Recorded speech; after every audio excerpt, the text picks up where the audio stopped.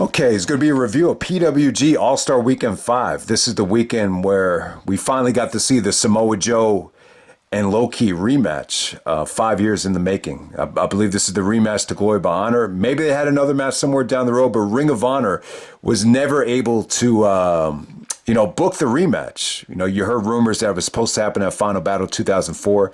But yeah, you had to wait about 5 years, and you finally got it at All-Star Weekend 5.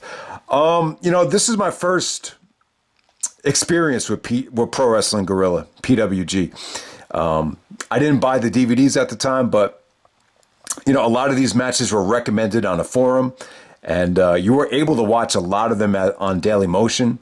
And just looking back on YouTube, too, Dirty White Boy, Crazy Mike, this is a lot of people's introduction to PWG. So huge weekend for them. It's actually All-Star Weekend 5. So it's funny that they had 4 All-Star Weekends before this. I believe the first one was actually WrestleMania 21 weekend. But yeah, I'm actually missing a lot of these shows. I would definitely say this. Battle of Los Angeles is the biggest show of the year for them. So this is their big 4. I would say Bola, which is the Battle of Los Angeles. I would say All-Star Weekend is their second best weekend of the year. DDT4, probably their third biggest weekend. That's actually a tag team tournament. I love DDT4. And I would say the anniversary show. This past summer, they called it PWG 19. Every 3 years, they called it Tremendous. But yeah, I would say the anniversary show is probably in the top 4 as well. So, bringing in Joe for this show, it kind of got me thinking. There was a rumor a couple weeks ago, or there was a report that Kurt Angle was saying that he was supposed to wrestle Bryan Danielson in PWG sometime in 2006. And I think it broke a lot of people's hearts to think that, we might have gotten that match, but TNA put an axe to it.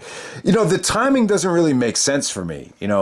Some people might argue, who cares about the timing, but, it would make more sense if that was like in the summer of 2007. In 2006, Kurt Angle didn't wrestle for TNA until, the Sunday right before Thanksgiving, which was Genesis '06. So there really wasn't a lot of time left, after that weekend.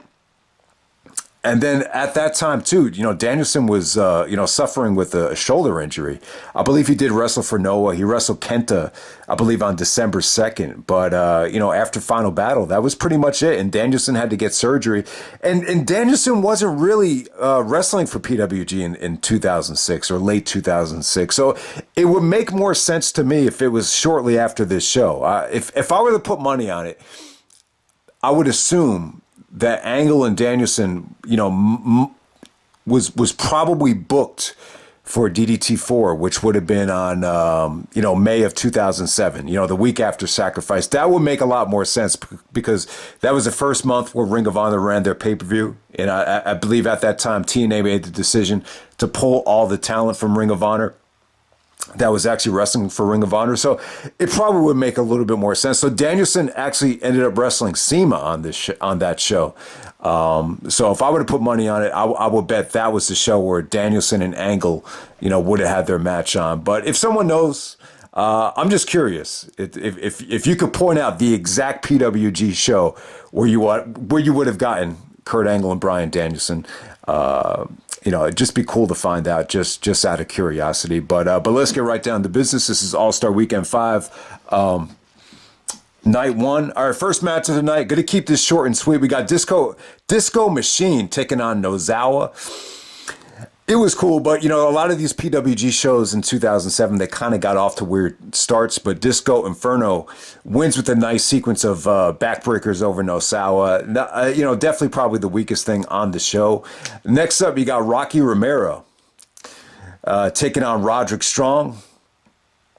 All right, so Rocky and Roderick, these guys are in the same stable at the time. I believe Rocky was already there. I think Rocky had come over to Ring of Honor and joined the No Remorse Corps at the time. So it's kind of weird that they're fighting here or facing off here. But at the time, Roderick is, an unofficial MVP of Ring of Honor. And, Rocky really needed the victory. Fans really got behind Rocky. So Rocky actually goes over Roderick here. This would have made more sense if this took place prior to Rocky joining the No Remorse Corps. But, the way they wrestled here, it felt like they knew each other. It really did feel like they were a little bit, too comfortable with each other. It was just bizarrely stiff and just really, really, really, really brutal. I mean, it really was. I thought it was good stuff. Roderick, was wrestling like 100 miles an hour, stiff chops. He actually throws Rocky into the guardrail, almost hits a girl as she has to get out of the way. But yeah, I thought this was good stuff, man. They, felt like they knew each other. Rocky actually surprisingly goes over with a, Fujiwara armbar. But solid stuff, man. This is a great breakout performance for Rocky. Fans really got behind him. And, this whole spring, the combination of going over Roderick here and then going up against Marufuji the very next month on the first ever Ring of Honor pay-per-view, this was just a sign that Rocky was going to be, a household name, but not exactly a household name, but, an independent wrestling name to be reckoned with for years to come. And so good stuff from Rocky and Roderick. All right, next up, you got Claudio Castagnoli taking on Human Tornado. Before the match, Human Tornado is talking trash to Candice LeRae. Yeah, Candice LeRae is actually on Raw right now.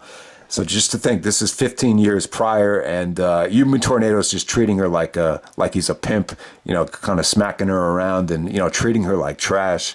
But it was cool. That was a Human Tornado character at that time. So he's going up against Claudio at the time. This is 2007. Claudio is a little bit more high flying, a little bit more fluid. He doesn't rely on his strength and brute force like he does today. But yeah, it was good stuff. Human Tornado actually picks up a nice heel victory. And so there we go. To the next match, we got Matt Classic taking on Kikutaro. So Matt Classic is actually Colt Cabana. Kikutaro is more of a comedy wrestler. He's a Japanese talent. It's really hard to describe him, but he really has a unique ring attire. Yeah, actually looks like he's straight out of like a Mario game, kind of that look. But yeah, if you haven't seen Colt Cabana wrestle as Matt Classic, he looks huge. He's not wearing the singlet. He's wearing a mask, and you get to see his whole body. He just looks like a huge guy. He doesn't look fat, but he's just carrying just a lot of weight. But yeah, this is a cool comedy match. You get to see Colt Cabana, go all out with his comedy routine. Kikutaro actually did wrestle Joe on a show when I think Joe was injured. Shortly after Manhattan Mayhem. So yeah, it's just a lot of fun. But it's just one of those matches that you just can't take too seriously. Next up, you got Jack Evans taking on Mr. Wrestling Kevin Steen. Yeah, this is a great matchup right here. Very, very fluid stuff. And, Steen really puts over Jack. Jack is able to do a lot of stuff. So a lot of times when Jack wrestles, these ROH legends like a Loki or like a Bryan Danielson, it's pretty much semi-squash matches. I don't know what it was. I just don't think a lot of guys wanted to sell for Jack as much as other guys did. But, at the time, Kevin Steen's still trying to prove himself. Him and Jack actually I think they did tour Dragon Gate together. So you could tell they were very comfortable with each other. And it was good stuff. Steen's still playing a bully here. He's actually hits Jack with this package power driver, and he no-sells the pin and picks him right up just to humiliate him. And he actually does that spot where he just kind of torpedoes him into the turnbuckle. I forget what he calls that move. He just tosses him like he's a baby. It's a crazy spot. But yeah, Jack was able to do his thing here. I would definitely say 2007 Jack Evans, might be my favorite version of him. So yeah, good stuff. Didn't really overstay its welcome. But definitely solid stuff. All right, next up we got this 8-man tag match. Lots of mixed talent in here. Some of these names, you're probably going to say they were pretty forgettable. But you do have some really, really good standout talents here that really made a name for themselves. So you got Frankie Kazarian, Kaz, he's X Division champion right now, going to cash in option C. You got TJ Perkins. TJ just had that classic Iron Man match with Josh Alexander, so he's a good name. Ronin's a name you probably forget about. This guy had pretty crappy ring attire, a little bit overweight. I would actually compare him a little bit to Rosie from Rosie and Jamal in terms of just the look and the ring attire. He's actually wearing a mask. And then you got Top Gun Talwar. I don't know, man. He reminded me of somebody from the Christopher Street Connection based on the attire. So yeah, you don't really remember much about him. Then you got Karl the Machine Gun Anderson.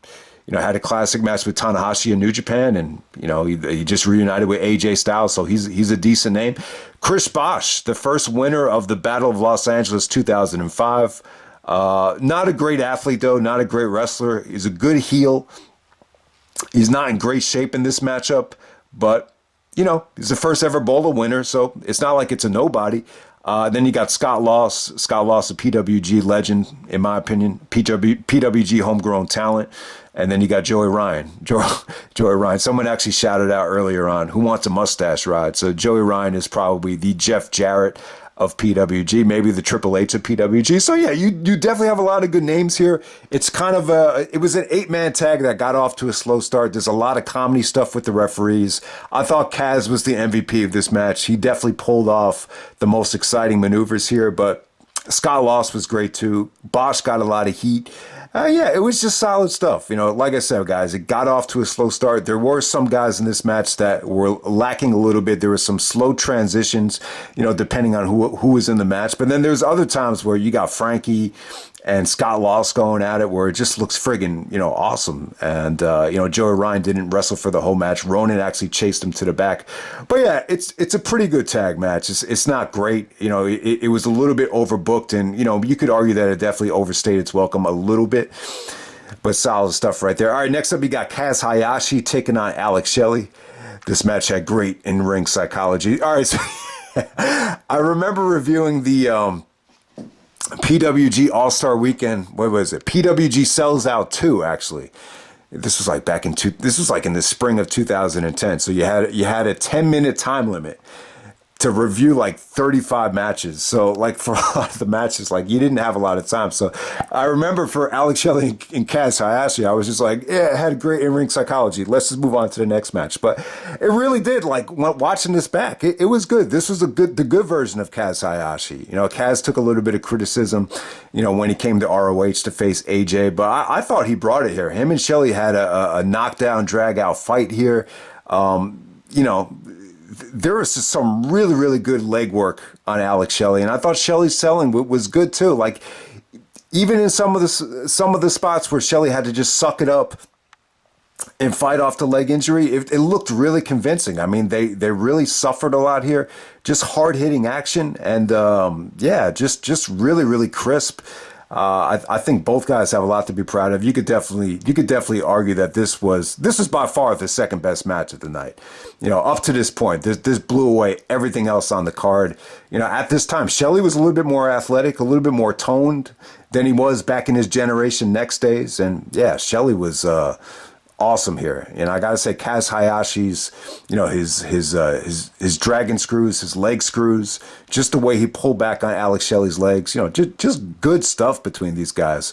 Nice suplexes, nice reversals, beautiful stuff right here. And they stuck to it too. Like as far as the ring psychology goes, like, they sold, when they needed to sell. It wasn't like, it wasn't a situation where, they worked the knee and they totally forgot about it. Kaz Hayashi kept on going back to it. So that's why it was so, memorable in terms of, the leg work right here. It just came off really, really well.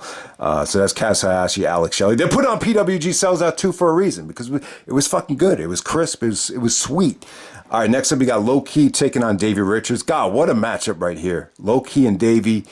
All right, I still feel like something was a little bit lacking here. Out of this triple main event, this is definitely the weakest out of the last three matches. And, you would assume Loki and Davey Richards would be, amazing. The problem is these two guys didn't really reach their peak until like different points. I think if you got the Loki that took on Kenta and you got the Davey that takes on Kenta in 2009, this could have been something different. But I think more than anything, something was just lacking with the actual environment here.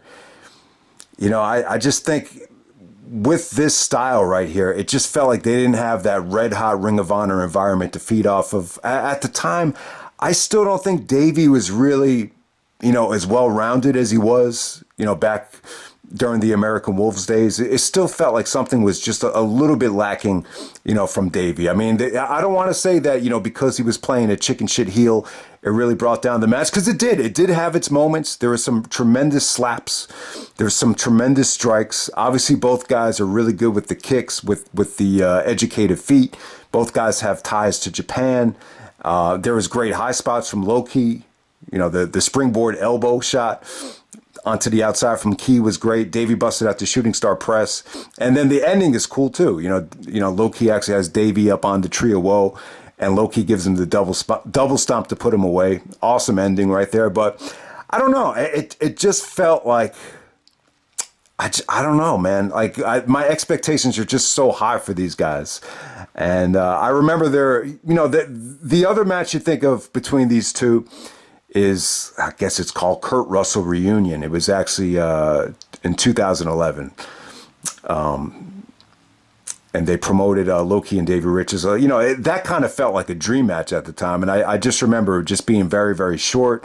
I remember Loki went over in, a very short amount of time. And, this might have even been better than that. In some ways, I kind of forgot about this match. So it's still good stuff. I just feel like it's just not as good as it could have been. And I do think if, you got the Loki that fought Kenta and Davey that fought Kenta, I just felt like if they had both treated this match as if they were facing, someone that they both respect, like Kenta, maybe it would have came off a little bit different. Maybe it kind of had the mentality from Loki that Davey's not quite on Joe's level or Kenta's level. So, I'm not going to, I still thought Loki looked great here. I really think he did. It didn't feel like the Loki from 2011 where you could definitely notice like he's not giving max effort. I would definitely say that. And then the main event, we have El Generico taking on Pac. The PWG World Championship title match. It's funny because you don't really see either guy come down to the ring with a belt. They cut the entrances here. The match pretty much starts, without even, seeing either guy with the championship belt. But El Generico is actually the PWG champion at the time. Yeah, the match is great. This is actually a rematch from All-Star Weekend 4. I believe that was on the original PWG Sells Out set. And this is even a better match. This is the rematch here. At the time, this was arguably the very best, if not a top 5 PWG match of all time up to that point. I mean, it was really, really good. Just tremendous execution. Pac looks really young here. His the definition in his muscles and his physique isn't quite there yet, but it's just breathtaking execution here. Dangerous spots. Generico was just such an awesome wrestler. And when you look at these guys from 2007 to 2022, both guys, have a lot to be proud of. Pac is going strong in AEW. He's one of the cornerstones of that company. I do feel like Pac is a little bit underutilized. He just lost the All-Atlantic Championship to Orange Cassidy. But Generico's in an enviable spot right now. I think this is one of the best spots you could be in, to be treated like a babyface in a heel stable. It's really something Generico can use to really cash in at WrestleMania. I definitely think down the road, Sami Zayn versus Roman Reigns could be a hell of an attraction. But, this match was awesome. Dangerous stuff here. The highlight of the match to me was probably Pac going for a 450. Generico's actually standing up, and he gives him a 450, and then he Hurricane Ranas him when he lands on his neck. It's a brutal spot. I believe Dragon Kid from Dragon Gate USA, or Dragon Gate, used to do that. I mean, that came off great. Pac actually gives Generico a reverse Rana. Generico lands flat on his back like he took a razor's edge. So he just lands like on his upper back like he took a razor's edge. But I was worried that he was going to fall on his neck. I mean, it looked nasty, but Pac was able to give him that reverse Rana. Generico lands, as if he were taking a razor's edge, and he was okay. Thank God. But yeah, just beautiful execution. Generico's Yakuzas and his brain buster to end this thing off the top turnbuckle, stiff as hell, brutal as hell. Just you could just feel it with these guys. It wasn't a great crowd. It wasn't like a loaded show. It felt like an indie show. But, the kids in the front row were just going crazy, and it definitely helped the match as well. So awesome stuff from both guys. The best near fall of the whole match is when Pac goes for the Black Arrow. Generico kicks out of it. Fans lost their mind to that as well. But yeah, in terms of execution, the degree of difficulty of delivering, innovative offense, this match had everything. Generico and Pac, it's a match made in heaven right here. So that's PWG All-Star Weekend 5. Awesome show, man. I got to say, this at the time, this had to be one of the best PWG cards that they've ever had up to this point. You got tremendous talent here. You pretty much, aside from the opener, I feel like you got independent wrestling legends, pretty much up and down the card right here, from Shelley to Generico to Roderick to Claudio to Colt Cabana to Kevin Steen to Kazarian. Obviously, you got Loki and Davey Richards, which at one point, would definitely be considered an incredible dream match, but you got it on this show. So I'll be back for night 2. Okay, so moving on to night 2 of PWG's All-Star Weekend 5. So I just finished the main event, Loki, Samoa Joe. It's surprisingly, Joe actually does go over. So you almost have to wonder, maybe TNA got involved in that finish. That definitely would make sense. It's just hard to believe that that Loki actually did the job for Joe. So I guess it's tied at 1. And that's how it's going to pretty much end unless they have a rubber match. But yeah, this is night 2. If I didn't mention it, this was the weekend right after WrestleMania 23. So this is April 8th, 2007. There's a lot here. I'll try to speed through this before we get to Loki versus Joe. But yeah, I would definitely say that you could argue that Joe and Loki is one of Joe's best matches of 2007. I know he had the great match against Christian at Bound for Glory, Morishima, the match. I'm actually going to review the match against Nigel from Liverpool, which is the best match Joe and Nigel had. So yeah, those will probably be Joe's best matches of 2007. And 2007 is when he pretty much just strictly was working for TNA. All right, so let's get right down to it. Joey Ryan taking on Mr. Wrestling, Kevin Steen, no disqualification match. Okay, so the top rope is actually missing to start this show, and I was just saying to myself, you got to be kidding me. I mean, this show is loaded. I don't want to watch a whole show and another low-key main event with a broken rope. But thank God, they actually fixed it after this match. Well, it was pretty crazy stuff between Kevin and Joey Ryan. Kevin was actually beating him up with the chain. You saw Kevin and Davey work really well with the chain, down the road. Steen actually takes does the package pile driver, the Joey Ryan, on 2 chairs, in the middle of 2 chairs. So that was pretty cool. I mean, they were pretty much all over the arena here, but it pretty much delivered, short and sweet. And Kevin goes over Joey Ryan to start this thing. One of the best things of the night, I would say. All right, next up, we got Karl Anderson, Lou Cholo, and Nosawa taking on TJ Perkins, Rocky Romero, and Ronin. Surprisingly, this was good stuff. It was fast-paced, exciting action. Crowd was hot, even at the end of this thing, as they were, cheering for Ronin. I thought everybody here looked pretty good, especially guys like TJ and Rocky. It was cohesive, and it was just pretty entertaining. I wasn't expecting much from it. Felt like it was just thrown together. Even some of the guys that I didn't really know much about, like Lou Cholo, actually were pretty impressive here. And then the post-match, you actually had Karl Anderson doing the spine buster to Ronin to get some payback, get some revenge, because Karl Anderson and Joey Ryan are actually roommates at the time. All right, next up, we got Chris Hero taking on Davey Richards, that young knockout kid who'll split your wig. I'll tell you, man, that Chris Hero theme song, when he got his friend to rap on it around 2009, that was such an awesome theme. All right, so you're getting babyface Chris Hero here. Hero kind of morphing into a babyface. You saw a little bit of the shenanigans, and Hero is just really entertaining, man. He was actually doing Hero gets kind of, criticized for his lack of conditioning, and obviously he doesn't have a great diet, and there's been times when Hero's been out of shape, but he's a tremendous athlete. I mean, there was a sequence here where he's just showing off, and he nipped up like 20 times in a row. So you got to be a great athlete to do that, but it was cool stuff. But, this match right here, Davey's just being a prick here. This was definitely a little bit more heel-driven for Davey.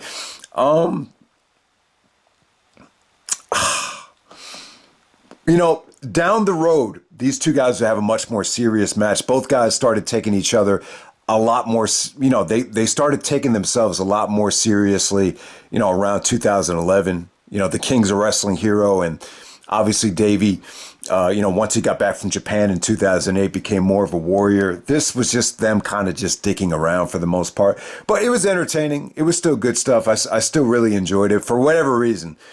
Davey got, probably more heat than anybody on the show. And, him and Super Dragon got a lot more heat, as we'll see by the end of this show. All right, so next up, we got the Disco Machine and Kikutaro teaming up to take on Cabana and Top Gun Talwar. So this is a little tag team comedy attraction. So Cabana,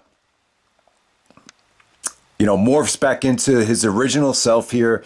And it was fun. He actually had signed with the WWE at this point, so this was a little bit more of a comedy match. Colt Cabana's run in the WWE. It didn't really work out that well. But make no mistake about it. I think Cabana is much more than just a comedy wrestler. I think his feuds with Homicide and Jimmy Jacobs and, I still think somewhere down the road, I love to see Colt Cabana, CM Punk, cash in on this personal animosity, as we saw in the Memphis documentary. They used to have a sign in the office that said personal issues draw money. So if I'm Cabana, man, I would just get myself into shape and, try to make that happen. Vince, cashed in on Matt Hardy versus Edge, when you didn't think it would happen. So hopefully Colt Cabana and CM Punk could settle their issues, but that's a story for another day here. It was a lot of fun. You actually had Top Gun Talwar actually impersonating the Ultimate Warrior. And then Cabana actually shouts out, "You beat Hogan at WrestleMania 6. Show me what you got." And it's funny. He's actually doing like a lot of the Warrior moveset, kind of reenacting WrestleMania 6. But Kikutaro, he's a Japanese talent. So you kind of got the impression he did not know what the hell was really going on there. But, it was a nice little comedy match, and it just kind of had me thinking about, Colt Cabana's future more than anything. So move on to the next match. You got Claudio Castagnoli taking on Alex Shelley. This was cool. I can't remember if these two guys had ever touched before this, but at the time, Shelley was, more of a TNA talent. Claudio was an ROH talent. So it's almost like an ROH, TNA matchup in PWG, so that's pretty much the selling point right there. But watching this match, Shelley is just a total package. I mean, you want high flying, he has it. You want, the strong style, Shelley could do that. You want the European style, Shelley could adjust. And you want to see great submission wrestling, Shelley could give it to you. Shelley's just the ultimate package. And, you wonder why guys had said at that time that Shelley should have been champion even back then. And it's funny, he didn't even get a title shot until 15 years later in TNA or Impact, which is ridiculous. But if you haven't seen it yet, check out Shelley versus Josh Alexander from Impact's Emergence. Shelley finally got his title shot. But yeah, this match was cool. When it ended, it just felt like they were finally really, grasping that momentum. And, Claudio actually hits the springboard pop-up European uppercut to pin Shelley. Some people really didn't buy into the finish. It got a little bit of heat. But as this finished up, man, you got the feeling that they could have delivered, an even better match. But it was a nice little taste of what they could do. I would definitely say good stuff between them. Great match for Claudio as well. This was his breakout year. You could definitely tell he's a lot more well seasoned than the 2005 version of Claudio. And next up, we got Kaz Hayashi taking on Pac. I thought this was good stuff. Another good showing from Kaz Hayashi. Hayashi basically adjusts to Pac style. It's more of a high-flying match, more of a catch-as-catch-can, fast-paced style match. Kaz doesn't really go over, working on Pac's legs or trying to dissect him the way he did to Shelley. But it was cool. Pac once again, busted out some nice things, but Kaz Hayashi goes over. Kaz's finisher is great. It's almost like an inverted DDT into a, lariat, where he just kind of lariats him down. Like Kabashi used to do that as well. Instead of doing a lariat, Kabashi used to do a chop, face down. So awesome finish right there. I thought Hayashi actually delivered on both matches this weekend. And move on from there. You got Arrogance of Chris Bosh and Scott Lost. That was the name of their tag team, taking on Jack Evans and Roderick Strong. Arrogance was a good tag team. You know, they got a lot of attention on the Indies in 2007, but this might have been Bosh's last year on the Indies. It got off to a sloppy start. You know, Arrogance, you know, there were some double team moves that they were actually shouting out before they did it. Like the drop toe hold, they're like, oh, we're going to do a drop toe hold, and they would do it. I thought it got off to a rough start, but as the match progressed, you know, Jack was awesome here. Bosh and Lost actually hit some sweet double team moves. Scott Lost, insecurities, his kicks, everything looked crisp here. I thought this could have been really something special. Then all of a sudden, Davey Richards and Super Dragon just kind of come out of nowhere. They get a ton of heat. You know, I don't know if this was staged, but Super Dragon almost got into a fight with a fan in the front row. There were these two guys just all over Davey and Super Dragon as soon as they came out. So they got a ton of heat. You know, it's funny. This show, it's tough to review because it's just, you know, dream match after dream match, attraction after attraction. There's no storyline stuff. So it's almost baffling that they decided to do